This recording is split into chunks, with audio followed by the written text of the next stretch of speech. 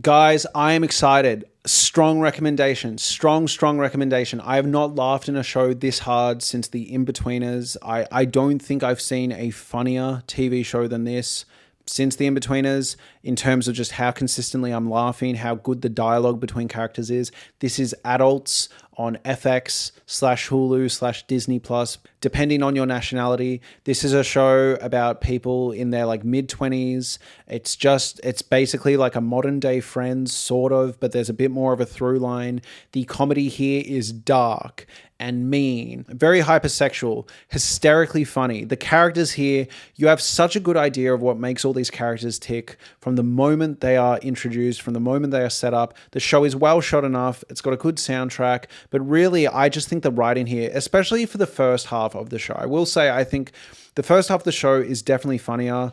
They definitely are reaching less in terms of their humor and their stories. It's a lot more tight, just good banter between friends, like really good banter between friends. But I think it actually captures how a lot of people my age and a bit younger feel about navigating a lot of social issues at the moment.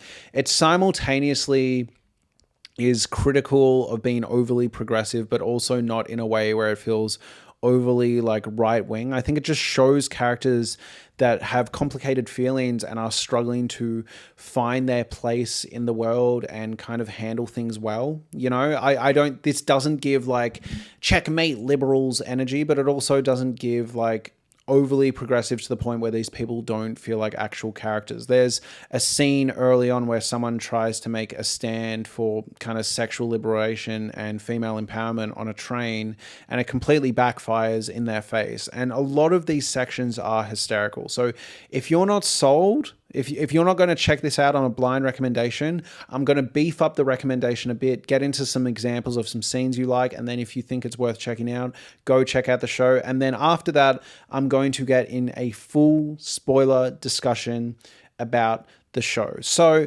really, if you aren't sold on the show, I'm going to show you this one scene.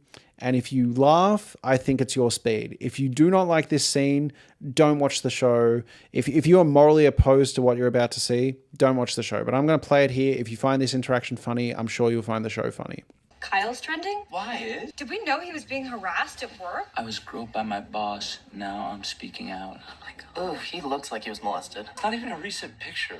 Okay, well, he looks like he saw it coming. Another scene that really jumped out to me is where Anton is trying to identify someone who has stabbed someone. So there's a random episode where there is a stabbing in their area. And then Anton, who the characters describe as a friend slut, basically just constantly trying to make friends all the time, any means necessary, goes, oh my God, I know that guy. I was friends with that guy. So then he airplays his phone and they go through all his messages trying to find the guy that stabbed them. And it's just this obscene amount of like friends that he hasn't replied to. It's hilarious, like genuinely a funny scene. And the reason this scene works is because it feels like actually hanging out with friends. It feels like what actually hanging out with like funny friends are like, where you're hanging shit, but it's not too mean, but it's just mean enough. There's another great setup. Even the broad humor works here. It's not just character dynamics and subtle punches and stabs. It's sort of like where we are at the moment in terms of like navigating social issues. But there'll literally be like setups where one of the characters tries to put an air tag in a random stranger's bag because they think Anton would be into dating him, and then it falls out and a rat grabs it instead, and now they're following around a rat all day. Like just funny, good, decent setups and payoffs. There's also just so many like quick side gags that work really, really well. The show is just constantly firing, constantly funny. I think all the characters here are genuinely excellent and well defined. You've got Samir. Samir is kind of like sort of the idiot of the group, but he's not an idiot in the way where he's a literal moron. He's just a bit socially dysfunctional. He's someone who, like, you know, you could talk to and then occasionally just has some weird quirks. So he's not like a weird recluse or like an actual social reject. You get why he has friends, just occasionally he does something weird. There is a payoff here, I won't spoil it, but there's a payoff here in a job interview, something he does that I couldn't breathe, I was laughing so hard. But at the same time, it's just broad enough where for that character, it kind of makes sense. You get where it's coming from. You get that he does weird things where he's insecure. So he's a well done character because he's grounded. He's kind of like the team leader and he has his own weird quirks. There's another one where he's concerned about like the growing kind of Me Too movement and how you can essentially betray people's boundaries very easily, and he starts meeting up with exes to see whether, you know, he's done that before, and like, hey, just making sure I never cross the line. And then this completely rattles him and he gets hyper obsessed and essentially starts causing problems for himself. And I think it's a really honest reflection of how a lot of people were after the Me Too movement started gaining popularity. I think it's well done without making him a piece of shit that we can't understand or empathize with. I think they nailed it. But he's a super interesting character, really goofy, gets himself in shenanigans all the time because he just overthinks chronically. Next, we have Billy. Hot take, I think Billy might be the weakest character of the season. Her big thing is, I guess she's not fully confident. She's kind of stuck in high school. I did like all that. And this payoff to her being stuck in high school results in her sleeping with an ex-teacher of the groups, which is really funny. It's a nice payoff. But ultimately, I think I laughed the least with her, and I found her overall the least interesting and compelling. But even so, I think the performance is really good, and she has enough moments that are really good. Next, we have Issa. This is easily like top 3 characters. In fact, all of them are fantastic, but I love Issa. She's punky, takes no shit, progressive, but like actually progressive, like puts her money where her mouth is and goes for it. Sometimes it backfires. Again, the opening scene on the train backfires in a hilarious way where there is someone seemingly jerking off to her on the train, and she goes, oh, you like that? How do you like it if I jerk off to you? And this sounds silly, but when you see it in context, it's absolutely hysterical. I was pissing myself laughing because, unlike other shows, this doesn't work. It completely backfires, and she essentially gives him more material to jerk off to. She's like, you like that, you piece of shit? And he's like, yeah. Really funny, like just good stuff. But I think Issa is a really, really good character, really funny. There's a constant running joke with her around reference movies she hasn't seen. So at the start, she's like, oh, put on this coat. You look like Casablanca. He's like, have you seen that? She's like, no, has anyone? And then later on, there's a cameo from someone from a certain movie that I don't want to spoil, but I'll give you an example instead. Let's say Uma Thurman from Pulp Fiction shows up and she goes, oh my God, it's Uma Thurman from Pulp Fiction, and then basically references that she's never seen Pulp Fiction. They make this joke like 3 times. It's a good little character beat. They also hint that Issa has some personal insecurities going on. It's just well done. It's a good character. Next we have Anton. Anton could have been like a really poorly handled character, but I think, oh my God, he's so good. The payoff and setup they have with him being a friend slut, and this payoff with the serial killer, the guy that's, sorry, not the serial killer, but the guy that stabs someone, the way they navigate this, the way the show writes this, the fact that he's such a people pleaser that he can't even literally like break a friendship with someone that's literally murdered someone.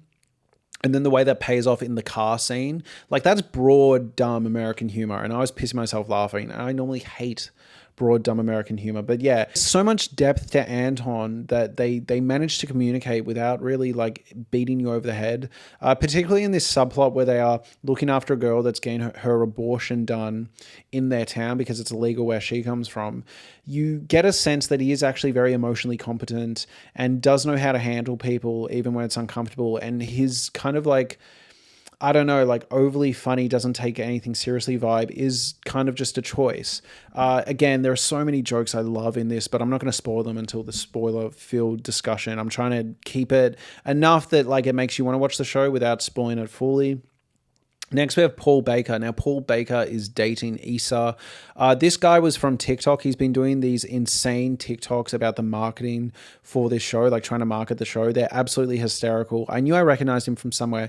Guys, people can't stop squirting to my new show, Adults, streaming now on Hulu and Disney+. The reviews are in. Everyone's just squirting. Everyone's like, oh, I can't stop squirting. I'm squirting all over the place. Oh, I'm squirting. Every time Jack's on screen, I'm squirting and jizzing. You know, I'm peeing because squirts pee. Oh. Fantastic performance, fantastic actor, consistently hilarious. Just so much of this show is really, really funny. I love all the characters here.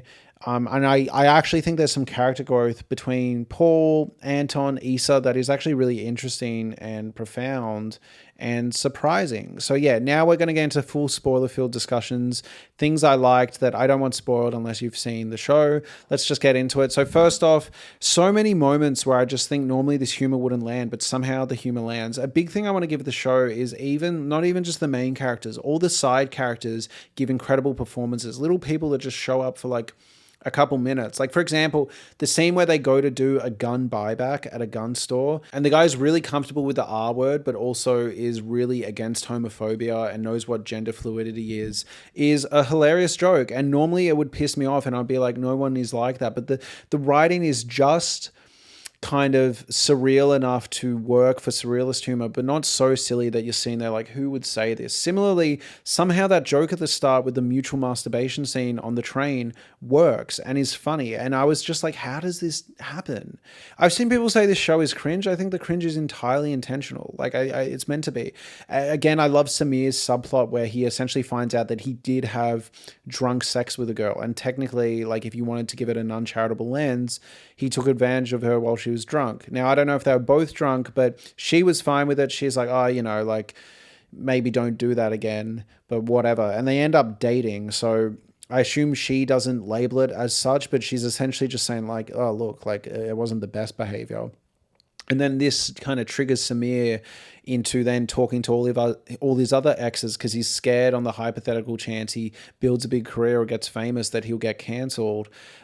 Is such a dark but also very, I think, true to life thought that a lot of people were having when the Me Too movement started. It's incredibly self-involved and like juvenile, but also, again, like, I just think the writing here is just really well done. Again, that scene I played before where they're responding to the guy that was molested and essentially some of the characters start getting jealous of his clout. Again, like, dark humor, but very real to life. I think the arc around the AirTag was hilarious, and I loved the payoff when Anton was such a people pleaser and friend slut that he couldn't run over someone that had literally stabbed someone.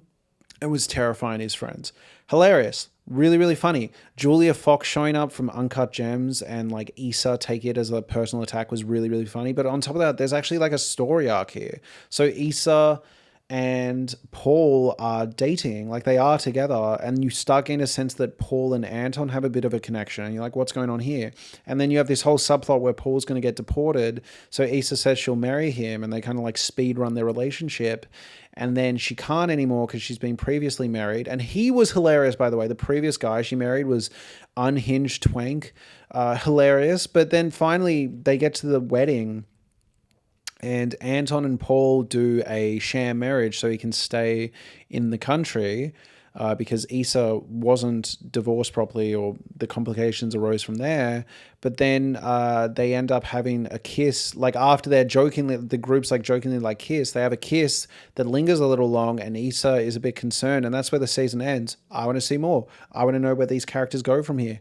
I think it's an excellent show with excellent writing. The only things that didn't work for me were some of the stuff with the teacher. I think it was a really good arc, good plot for the most part. Like, I think it was really funny at first.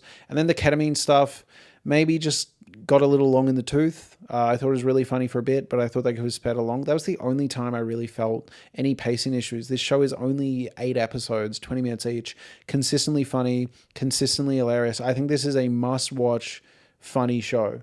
Genuinely, I think it's a must-watch funny show. Really, really good. Really good. Thank you so much for watching, everyone. Please like, comment, and subscribe. If you enjoyed me talking about this show, please consider getting a membership to Patreon or YouTube memberships. They're both the same. Every 2 weeks, I talk about every single show and movie I've watched. Essentially like a monthly or fortnightly podcast where I go through everything, shows, movies, books, music, nerd stuff as well. Thank you so much for watching, everyone, and have a lovely day.